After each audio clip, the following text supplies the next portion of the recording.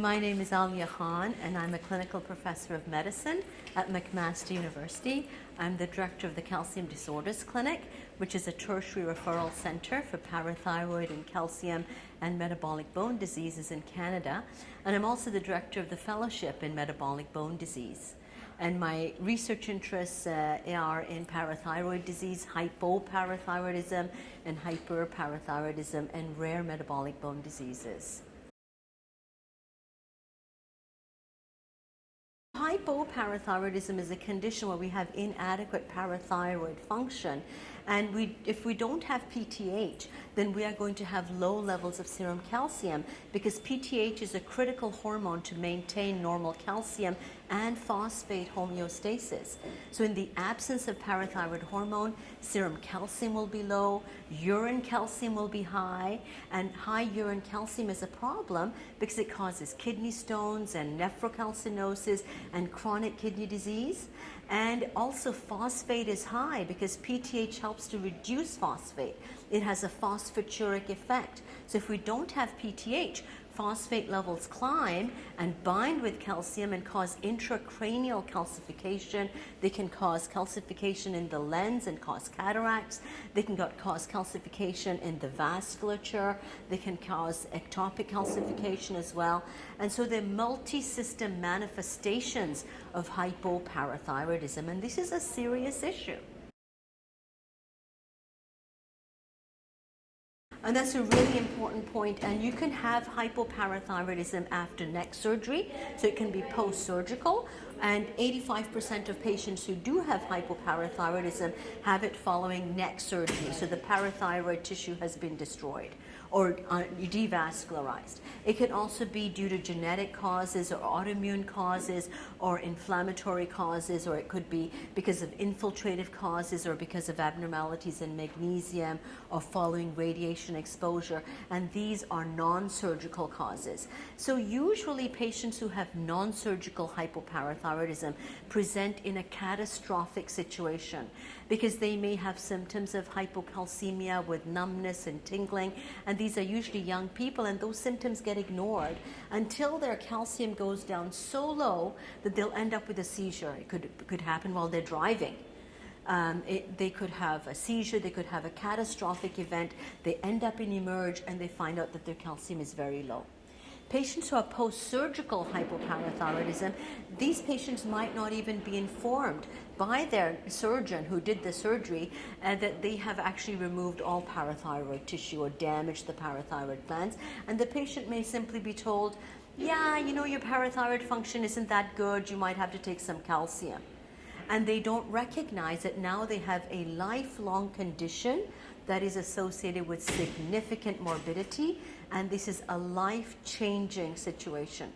And they're not aware of that, so they may not be identified until they too have a catastrophic event. So unfortunately, the diagnosis is a problem, the management is difficult. Oftentimes endocrinologists or primary care physicians or nephrologists may be involved, and the identification of the patients is a concern, and then the management is an issue as well.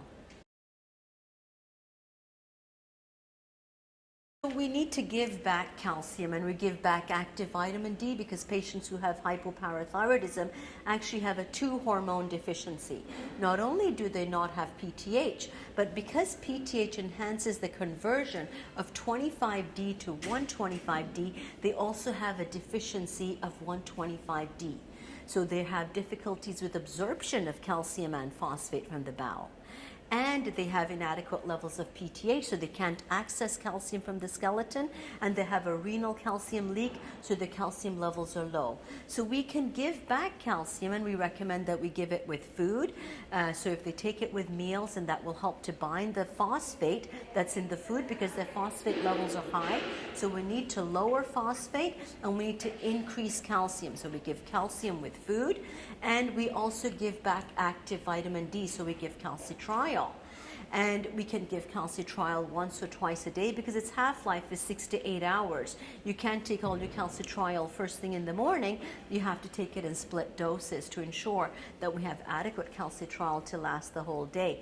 The problem is that's conventional therapy, but conventional therapy can further increase phosphate levels, and it can further increase urine calcium.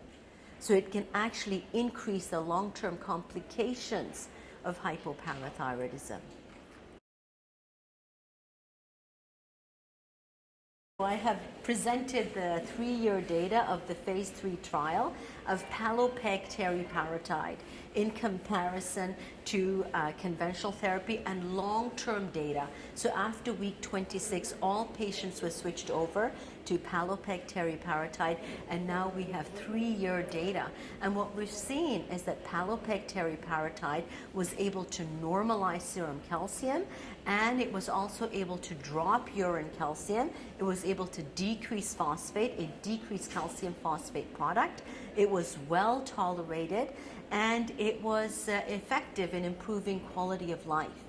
And yesterday I presented the 2-year data from phase 3, Palopegteriparatide, and demonstrated that we see a normalization of bone density towards age and gender matched peers who have normal parathyroid function. So this was really exciting data that we can actually normalize calcium homeostasis, improve quality of life with a drug that is well tolerated and is easy to administer.